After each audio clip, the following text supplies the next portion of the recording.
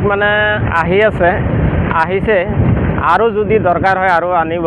আৰু কি ৰিফাইৰিং হ'ব এতিয়ালৈকে আমি গম পোৱা নাই, পাই যাম অলপ পিছত। ছাৰহঁতে আহিলে আমাক বুজাই ক'ব কি মাল আনিব লাগে, ক'ত কি কাম হ'ব, ছাৰহঁতে আমাক বুজাই দিব ভালকৈ। কেতিয়ালৈকে বন্ধ থাকিব?